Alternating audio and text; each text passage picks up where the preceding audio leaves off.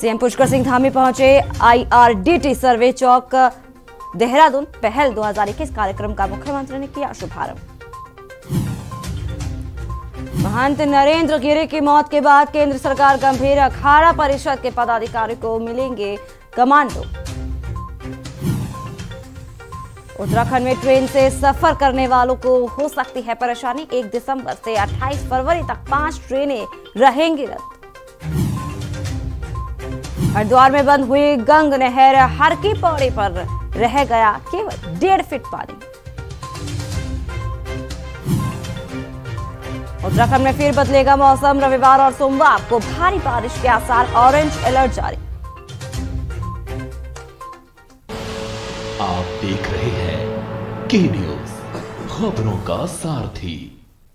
नमस्कार, स्वागत है आपका खबर उत्तराखंड में और मैं हूं आपके साथ सोनाली तोमर। और इस वक्त देहरादून से खबर है, जहां द हंस फाउंडेशन के डायलिसिस केंद्र का लोकार्पण। मुख्यमंत्री पुष्कर सिंह धामी ने किया लोकार्पण। द हंस फाउंडेशन के डायलिसिस का लोकार्पण किया है सीएम पुष्कर सिंह धामी ने। एसएस टावर आईपी मोहकमपुर में बनाया गया डायलिसिस केंद्र के शुरू होने से लोगों को राहत मिलेगी। आपको बता दें कि कम दरों में उपलब्ध होगी उच्च स्तरीय सुविधाएं। वहीं सीएम पुष्कर सिंह धामी ने लोकार्पण किया है।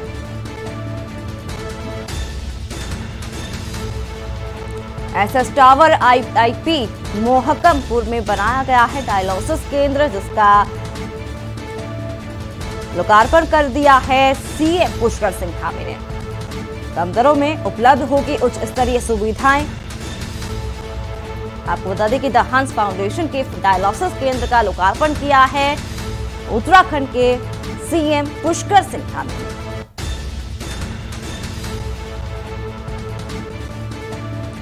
एसएस टावर आईआईपी मोहकमपुर में बनाया गया है ये डायलिसिस केंद्र, जिसका लोकार्पण किया है खुद सीएम पुष्कर सिंह धामी ने। वहीं सुविधाएं भी मिलेंगी लोगों को।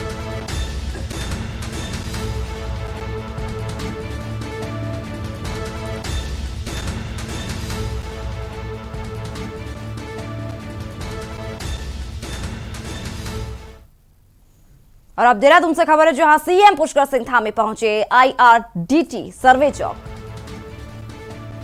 आईआरडीटी सर्वे चौक देहरादून पहुंचे हैं सीएम पुष्कर सिंह धामी। पहल 2021 कार्यक्रम का मुख्यमंत्री ने शुभारंभ भी कर दिया है। आपको बता दें कि जन विकास समिति की ओर से आयोजित किया गया ये कार्यक्रम, जिसकी शुरुआत खुद सीएम पुष्कर सिंह धामी ने की है। युवाओं को स्वरोजगार के जरिए रोजगार उपलब्ध कराना है सीएम का लक्ष्य।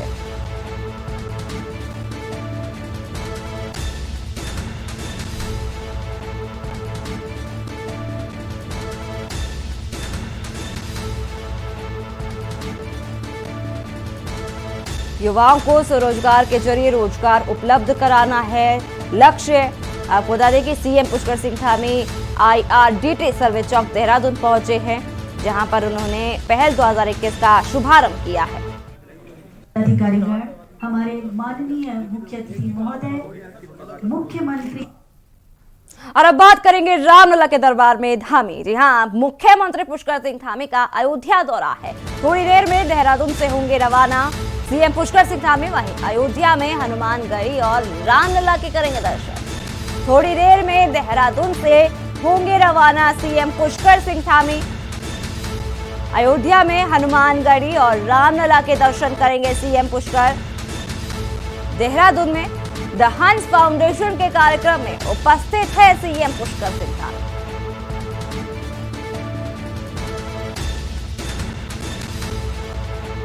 आपको बता दें कि थोड़ी देर में देहरादून से रवाना हो जाएंगे सीएम पुष्कर सिंह धामी। वहीं आज अयोध्या में रामलला के दर्शन करने को पहुंचेंगे सीएम।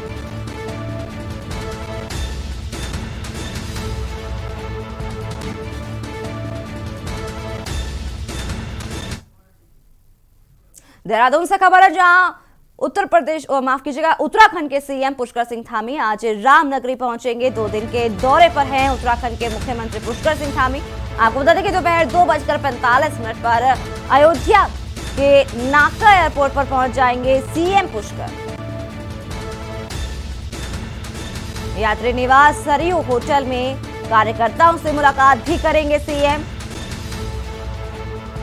आपको बता दें कि 4:30 बजे हनुमानगढ़ी जाएंगे सीएम पुष्कर सिंह धामी। साथ ही साथ राम जन्मभूमि तक जाने वाली राम बारात में भी शामिल होंगे सीएम। कल एक धर्मशाला के भूमि पूजन की आधारशिला भी रखेंगे।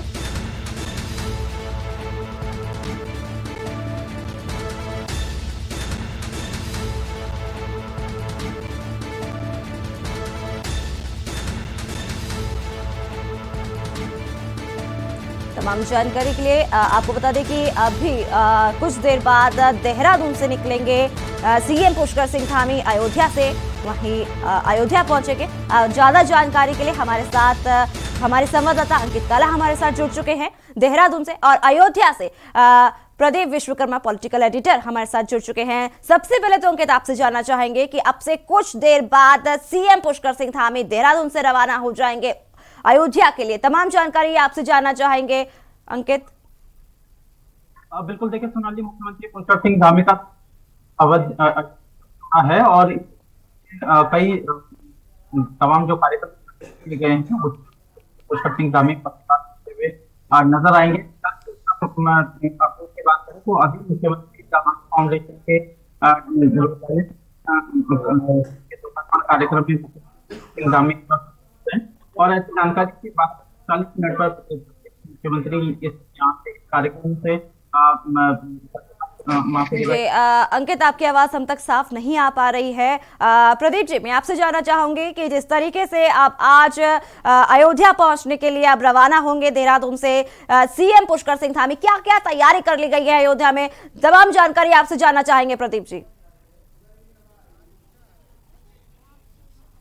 देखिए, उत्तराखंड के मुख्यमंत्री पुष्कर सिंह धामी कुछ देर बाद यानी कि 2:45 पर यहाँ पर लैंड करेंगे और उसके बाद में रामलला के दर्शन करेंगे। और पुष्कर सिंह धामी रामलला के दर्शन करेंगे और के न्यूज़ भी रामलला के दरबार में आ पहुँचा है। हम मात्र 100 कदम की दूरी पर हम अपने कैमरामैन से कहेंगे कि वो आपको दिखाएंगे। हम जहाँ पर खड़े हैं वहाँ से मात्र 100 कदम की दूरी पर रामलला का मंदिर है, जहाँ पर मंदिर निर्माण हो रहा है। चूँकि मुख्यमंत्री आ रहे हैं और वैसे भी बहुत ही संवेदनशील स्थल है, तो सुरक्षा व्यवस्था काफ़ी चाक चौबंद कर दी गई है कि कोई परिंदा भी पर नहीं मार सकता। जितनी सुरक्षा व्यवस्था थी उससे ज़्यादा सुरक्षा व्यवस्था कर दी गई है। फिल वक्त 2 बजे तक किसी को भी वहाँ पर जाने की इजाज़त नहीं है और 2 बजे के बाद अगर कोई दर्शन करना चाहता है तो बिना कैमरे के, बिना मोबाइल के वहाँ पर जा कर के दर्शन कर सकता है। लेकिन आज उनको भी मुश्किल आएगी क्योंकि पुष्कर सिंह धामी यहाँ पर होंगे, वो दर्शन करेंगे। लेकिन इस बीच उसके जो बगल का मंदिर है हम दिखा सकते हैं आपको, ये राम मंदिर है, अमावा का राम मंदिर है। तमाम चूँकि अयोध्या जाना जाता है मंदिरों के नाम से, हनुमान जी का भी मंदिर है, सुग्रीव का किला भी यहीं पर हमने देखा। तमाम मंदिर हैं यहाँ पर, छोटे छोटे घरों में मंदिर हैं और लोग भी ये दर्शनार्थी हैं जो तमाम मंदिरों का रुख कर रहे हैं और दर्शन लाभ ले रहे हैं, वो भी इंतज़ार कर रहे हैं शायद राम मंदिर के दर्शन का। लेकिन फिल वक्त के न्यूज़ भी पहुंच चुका है राम मंदिर के आसपास में। आप थोड़ा बैठ जाइए तो पीछे से हम आपको दिखा सकें जी। तो ये राम मंदिर के थोड़ा सा 100 कदम की दूरी का ये फासला है जहाँ पर के न्यूज़ ये खड़ा हुआ है और आपको वहाँ के दर्शन करा रहा है थोड़ी दूर से। आप भी दर्शन लाभ यहाँ पर कर सकते हैं। अब बात करें कि पुष्कर सिंह धामी की, तो पुष्कर सिंह धामी का बहुत ही बिजी शेड्यूल यहाँ पर रहने वाला है। वो 2:45 पर यहाँ पर पहुँचेंगे एयरपोर्ट पर, अपने होटल में जाएंगे, होटल में लोगों से मुलाकात करेंगे, एक मीटिंग है, इस मीटिंग में शिरकत करेंगे और मीटिंग में शिरकत करने के बाद फिर वो अगले कार्यक्रम के लिए निकलेंगे। हनुमानगढ़ी जाएंगे, हनुमानगढ़ी जा कर के वहाँ पर हनुमान जी के दर्शन करेंगे और उसके बाद रामलला के भी दर्शन करेंगे। इसके बीच एक जो जुलूस निकाला जाएगा, रामनवमी का जुलूस है, उस जुलूस में भी वो शिरकत करेंगे और बहुत ही टाइट शेड्यूल रहने वाला है उनका तब से लेकर के रात तक। और रात में फिर वो यहीं एयरपोर्ट के पास में जो होटल है उस होटल में वो आराम करेंगे और आराम के बाद में दूसरे दिन भी यहाँ पर लगातार अपने कार्यक्रमों को अंजाम देंगे, लोगों से मिलने जुलने का कार्यक्रम करेंगे। लेकिन यहाँ पर आप देख सकते हैं, हम आपको फिर अपने कैमरामैन से कहेंगे फिर आपको दिखाएं कैसे दूर दूर से दर्शनार्थी यहाँ पर आए हुए हैं लगातार। ये अलग बात है कि वहाँ तक नहीं पहुँच पा रहे हैं, लेकिन इनके चेहरों पर आई खुशी से आप अंदाज़ा लगा सकते हैं कि पास में ही सही रामलला से 100 मीटर की दूरी पर ही सही, लेकिन उनको दूर से उनका शायद आशीर्वाद मिल रहा है। यहाँ पर बच्चों से लेकर के बूढ़ों तक सभी लोग, सभी आयु वर्ग के लोग यहाँ पर आपको दिखाई देंगे और उनकी भी शायद इच्छा यही होगी कि हम दर्शन कर पाएँ और दर्शन लाभ ले पाएँ। फिल वक्त वो यहाँ पर अमावा का ये राम मंदिर है जहाँ पर वो दर्शन करके उसका लाभ प्राप्त कर रहे हैं। और ये दूसरा भी मंदिर हम अपने कैमरामैन से कहेंगे, वो आपको दिखाएंगे। ये तमाम छोटे छोटे मंदिर हैं और इसी ये जो मंदिर आप देख रहे हैं, इस मंदिर के पास से ही बैरिकेटिंग कर दी गई है जहाँ से किसी को अंदर जाने की इजाज़त नहीं है, यानी कि इसके बाद कोई भी परिंदा भी पर नहीं मार सकता, क्योंकि बहुत ही संवेदनशील स्थान है ये। कई बार यहाँ पर आतंकी गतिविधियां भी हो चुकी हैं, एक बार यहाँ कई आतंकवादी मारे भी जा चुके हैं। उस लिहाज से भी ये काफ़ी संवेदनशील स्थल है और ऐसे में सुरक्षा व्यवस्था के बहुत ही पुख्ता इंतजाम किए गए हैं। जी जी प्रदीप जी, हमारे साथ अंकित है। अंकित, आपसे जानना चाहेंगे अब से कितने देर बाद सीएम पुष्कर सिंह धामी अयोध्या के लिए रवाना होंगे? देखिए, मिल रही कि मुख्यमंत्री धामी आपसे और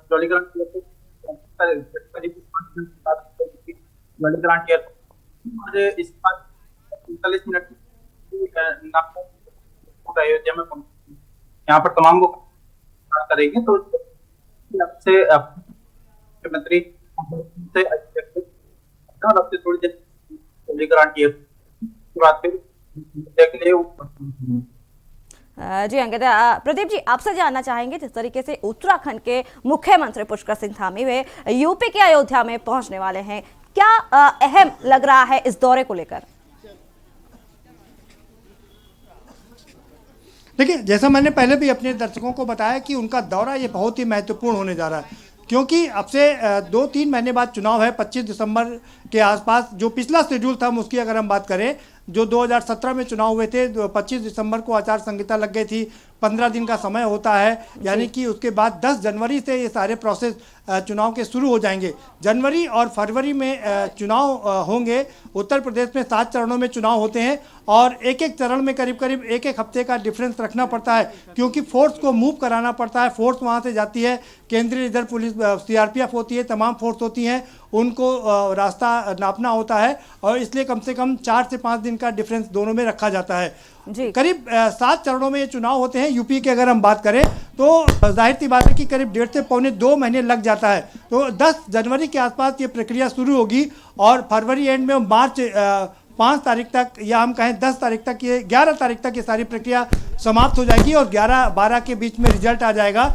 19 तारीख को सरकार बनी थी, तो 19 तारीख तक सरकार बनाना ज़रूरी है। तो 11 को रिजल्ट आता है, उसके बाद में सरकार बनने की प्रक्रिया शुरू हो जाएगी और 19 तारीख तक उत्तर प्रदेश की सरकार, उत्तराखंड की सरकार बन जाएगी। तो समय बिल्कुल भी नहीं है, क्योंकि उत्तराखंड मात्र 70 सीटों का प्रदेश है और चूँकि कोरोना काल है, इस बार जो चुनाव आयोग है उसने कई जो बूथ है, बूथ काफ़ी बढ़ा दिए, क्योंकि पहले एक एक बूथ पर 1500 लोग, 2-2 हज़ार लोग वोट डाल लेते थे, लेकिन अब इसकी समय सीमा, आपकी की सीमा बांध दी गई है। अब 1000 से ज़्यादा लोग एक बूथ पर वोट नहीं डालेंगे, तो बूथों की संख्या बढ़ा दी गई है। ऐसे में वहाँ की सुरक्षा व्यवस्था करना, वहाँ भी पुलिस फोर्स पहुँचाना, ये भी एक बड़ा काम होगा चुनाव आयोग के लिए, बड़ा काम होगा। तो इसलिए हो सकता है कि इस बार चुनाव जो उत्तराखंड में 1 चरण में होता था वो शायद 2 चरण में हो। उत्तर प्रदेश में जो 7 चरण में होता था, हम कह सकते हैं हो सकता है कि 8 और 9 चरण में चुनाव हो। तो उसके लिए पूरा समय चाहिए, क्योंकि अगर 25 तारीख को चुनाव आयोग प्रेस कॉन्फ्रेंस करता है और मॉडल कोड ऑफ कंडक्ट लगाता है, एक समय सीमा है, 15 दिन का समय देना ही पड़ेगा, जिसके बाद में ये प्रक्रिया शुरू हो सकती है। तो समय नहीं बचा है। पुष्कर सिंह धामी 2 दिन के यहाँ पर दौरे पर हैं, लगातार यो यहाँ पर रह करके अपने कार्यकर्ताओं से मुलाकात करेंगे, लोगों से मुलाकात करेंगे, समझने की कोशिश करेंगे, यूपी की राजनीति को फिर से रिवाइव करने की कोशिश करेंगे, अपने आप को कनेक्ट करने की कोशिश करेंगे, क्योंकि वो यूँ तो रहने वाले लखनऊ के ज़रूर हैं, लखनऊ विश्वविद्यालय में पढ़े हुए हैं, ND हॉस्टल के रहने वाले हैं, लेकिन अब चूंकि वो उत्तराखंड के मुख्यमंत्री हैं तो उत्तराखंड के नाम से जाना जाता है, वहाँ के विधायक हैं, वो उत्तर प्रदेश में दोबारा से अपने आप को कनेक्ट करेंगे, जिससे कि उत्तराखंड का चुनाव निपटाने के बाद वो उत्तर प्रदेश में आकर के यहाँ के लोगों पर अपना प्रभाव डाल सकें और भारतीय जनता पार्टी की जीत को सुनिश्चित कर सके। जी पल पल के अपडेट के लिए आप हमारे साथ बने रहिए, लेकिन फिलहाल के लिए आप दोनों का बहुत बहुत शुक्रिया। आपको बता दें कि 2 दिन के दौरे पर है उत्तराखंड के मुख्यमंत्री पुष्कर सिंह धामी, अयोध्या दौरे पर है और काफी ज्यादा अहम ये दौरा माना जा रहा है पुष्कर सिंह धामी का। आपको बता दें कि आज सीएम पुष्कर सिंह धामी रामलला के भी दर्शन करेंगे, हनुमानगढ़ी के भी दर्शन करेंगे, साथ ही साथ आपको ये भी बता दें कि दोपहर 2:45 पर अयोध्या के नाका एयरपोर्ट पर पहुंचेंगे। और यहां रुकेंगे एक छोटे से ब्रेक के लिए, जल्द हाजिर होंगे। आप देख रहे हैं के न्यूज, खबरों का सारथी। कोरोना के मुश्किल समय में अपनों को खोने का गम क्या होता है, ये इन आंखों से समझा जा सकता है। बच्चों को वहाँ पे जब फोन आया तो मैं वही बड़े भैया के पास गया। मैंने भैया ऐसा हो गया, तो भैया भी एकदम से चिल्लाए क्या हो गया, तो बच्चे वहीं थे सामने। बिटिया को पता चल गया, बिटिया बहुत रोई है बहुत जोर से कि अब क्या होगा, मेरी मम्मी को ला दो, मेरे पापा को कौन देखेगा। वीडियो कॉल पे बोलते थे कि मैं ठीक हूँ, फिर मैं खुद कोरोना पॉजिटिव थी। उस टाइम पे मैं क्वारंटीन हो रखी थी, तो मैं भैया देख के आए और उस समय वो सो रहे थे। थोड़ी देर में घर पे फोन आ गया कि वो नहीं है।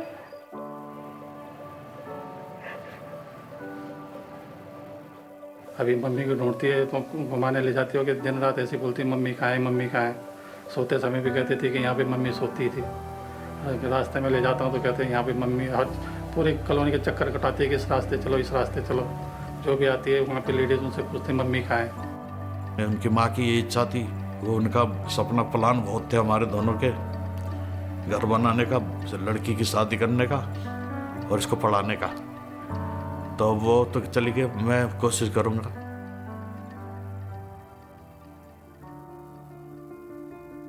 कोरोना काल में अपनों को खोने के बाद जब सामने पहाड़ सी जिंदगी जीने की चुनौती थी और साथ कोई नहीं था, उस मुश्किल वक्त में इन सभी का साथ देने के लिए उत्तराखंड सरकार ने शुरू की वात्सल्य योजना,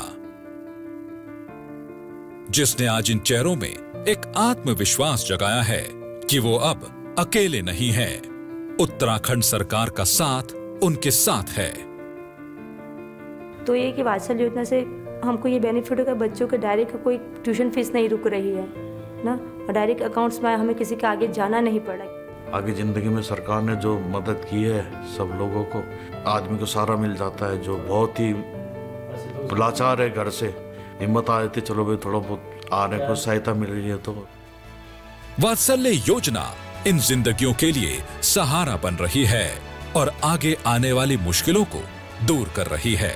आज वात्सल्य योजना के सहारे कोरोना काल में अनाथ हुए इन बच्चों के जीने का आधार बन रही है उत्तराखंड सरकार। 1 मार्च 2020 से 31 मार्च 2022 तक कोविड-19 महामारी एवं अन्य बीमारियों से माता पिता एवं संरक्षक की मौत पर जन्म से 21 साल तक के प्रभावित बच्चों की देखभाल के लिए वात्सल्य योजना को उत्तराखंड सरकार द्वारा लागू किया गया है, जिसमें इस योजना के माध्यम से बच्चों को 3-3 हजार रुपए की आर्थिक सहायता डीबीटी यानी कि डायरेक्ट बेनिफिट ट्रांसफर के जरिए बैंक खातों में ट्रांसफर की जा रही है। योजना के तहत ऐसे बच्चों को 21 वर्ष की आयु तक हर महीने 3,000 रुपए की आर्थिक सहायता देने के साथ ही उनकी शिक्षा, पोषण व संरक्षण का भी प्रावधान उत्तराखंड सरकार द्वारा किया गया है। अनाथ बच्चों के लिए सरकारी नौकरियों में उत्तराखंड सरकार द्वारा 5% के क्षैतिज आरक्षण की भी व्यवस्था की गई है और ऐसा करने वाला उत्तराखंड देश का पहला राज्य है। सरकार इन बच्चों के कौशल विकास पर भी पूरा ध्यान दे रही है। कोरोना काल में अनाथ हुए इन बच्चों के लिए उत्तराखंड सरकार आज उनके जीने का एक मजबूत आधार बन रही है ताकि उनकी जिंदगी का हर मकसद पूरा हो सके। कोरोना काल में अनाथ हुए बच्चों के लिए सहारा बनी उत्तराखंड सरकार। वात्सल्य योजना से देश के उज्जवल भविष्य के सपने को करना है साकार। आप देख रहे हैं के न्यूज, खबरों का सारथी। ब्रेक के बाद स्वागत है आपका। और इस वक्त सिंधु बॉर्डर पर युवक की बर्बर हत्या का मामला सामने आ रहा है। दिल्ली से खबर आपको दिखा रहे हैं, जहां सिंधु बॉर्डर पर हत्या का मामला देखने को मिला है। कुंडली हत्या मामले में सरकारी अस्पताल में सरबजीत का हुआ मेडिकल परीक्षण। आरोपी सरबजीत को फिलहाल खरखोदा एसआईटी में रखा गया है। आज कोर्ट में किया जाएगा आरोपी सरबजीत को पेश। सिंधु बॉर्डर पर युवक की बर्बर हत्या का मामला। कुंडली हत्या मामले में निहंग सिंह सरबजीत की पेशी होगी आज। सरकारी अस्पताल में करवाया गया मेडिकल परीक्षण। तमाम जानकारी के लिए प्रिंस जायसवाल हमारे साथ जुड़ चुके हैं दिल्ली से। प्रिंस, आपसे जानना चाहेंगे पूरी जानकारी क्या है? जी, मैं आपको बताना चाहूंगा, जिस तरीके से कुंडली सिंधु बॉर्डर पे जिस तरीके से जो है हत्या का मामला सामने आया, उसमें कुंडली पुलिस ने सरबजीत को पंडाल से उठा के ले गई थी। उसके बाद जो है उसमें बाबा अमरदीप, बाबा नारायण सिंह को हिरासत में ले गया। कुल अभी फिलहाल 3 लोग बताए जा रहे हैं और आगे की जो है पूछताछ जारी है। और विशेष बात मैं आपको ये बता दूं कि सरबजीत जो है, इनको जो है आज पुलिस जो है कोर्ट में पेशी करेगी और इसको जो है मेडिकल के लिए भी ले जाया गया था। जिस तरीके से आपको मैं बता दूं कि हत्या मामला हुआ है, पुलिस कहीं ना कहीं वहां पे चिंतित भी है और जिस तरीके से वहां पर जो है प्रदर्शन और प्रोटेस्ट हो रहा है काफी सालों से, वहां जो भी देखने की बात होगी कि जहां किसान मोर्चा भी अपने आप के ऊपर आरोप लेना नहीं चाहती कि हमारा ये जो मामला जो है प्रोटेस्ट को जो है खराब करने की साजिश चल रही थी। मज कहीं ना कहीं जो है सरकार के बीच में और प्रदर्शनकारियों के बीच में ये प्रति आरोप जो है लगते हुए आ रहे। मज पुलिस जो है इस मामले में जो है पुख्ता रूप से छानबीन कर दिया और दोषियों को कड़ी से कड़ी जो है कार्रवाई देने की जो है प्रतिक्रिया में लगी हुई है। और वहीं पे अगर बात बता दूं कि इन लोगों की जो और 4 से अधिक लोग और हैं जिनको जो है पुलिस छानबीन करके और कई जगह छापेमारी करके इसे ढूंढने के लिए जो पूरा चौक चौबंद लगा दिया गया है। जी प्रिंस, इस पूरी जानकारी के लिए आपका बहुत बहुत शुक्रिया। आपको बता दें कि आज आरोपी सरबजीत की पेशी होगी, मेडिकल परीक्षण भी कराया गया है।